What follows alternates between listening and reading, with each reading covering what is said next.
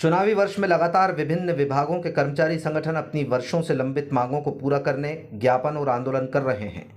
इसी क्रम में अब जल प्रकोष्ठ संघ द्वारा संविदा कर्मचारियों को नियमित करने सहित विभिन्न मांगों को लेकर मुख्यमंत्री के नाम सीएमओ को ज्ञापन सौंपा गया। गुरुवार को अपनी मांगों को लेकर पीएचई और नगर पालिका में कार्यरत बड़ी तादाद में संविदा कर्मी परिसर में लामबंद हुए। यहां उन्होंने अपनी मांगों को लेकर जमकर नारेबाजी की। इस मौके पर सौंपे ज्ञापन में कर्मचारियों ने मांग की है कि नगरपालिका और जल प्रकोष्ठ सहित अन्य शाखाओं में करीब 400 कर्मचारी संविदा और दैनिक वेतनभोगी के रूप में पिछले 1 दशक से कार्यरत हैं। इनमें से ज़्यादातर की नियुक्तियां संविदा पर हुई थीं, लेकिन वर्तमान में ये जानकारी कार्यालय द्वारा स्पष्ट रूप से नहीं दी जाती है कि हम लोग संविदा कर्मचारी हैं या दैनिक वेतनभोगी और हमारी सेवा की वर्तमान स्थिति है क्या।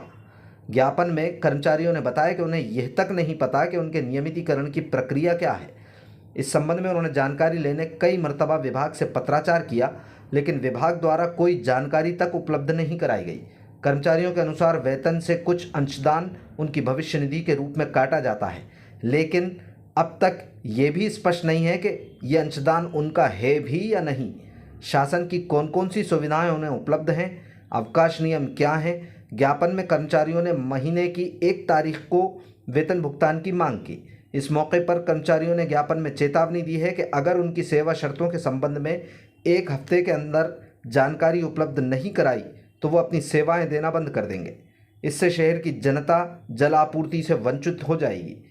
इसकी सारी जिम्मेदारी नगर पालिका की होगी। ज्ञापन में ऐसे कर्मचारी जो अगस्त 2018 से विनियमित हुए थे, उनको नियमित कर्मचारी का दर्जा और उनको पद स्वीकृत किए जाने की भी मांग की गई।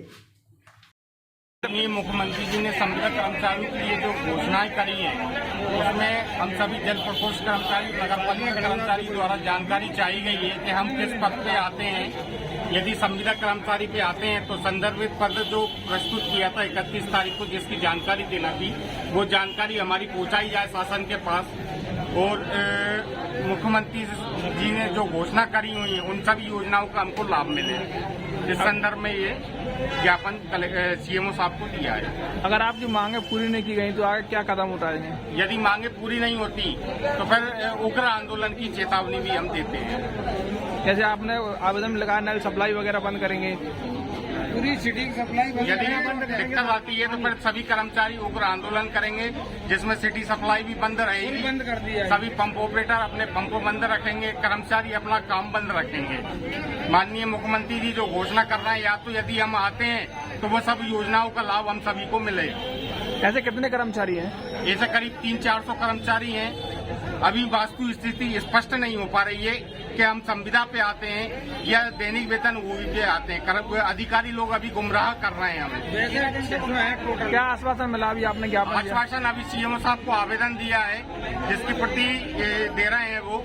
यदि यह सुनवाई नहीं होती तो माननीय कलेक्टर महोदय के यहाँ भी हम जाके आवेदन प्रदान करेंगे।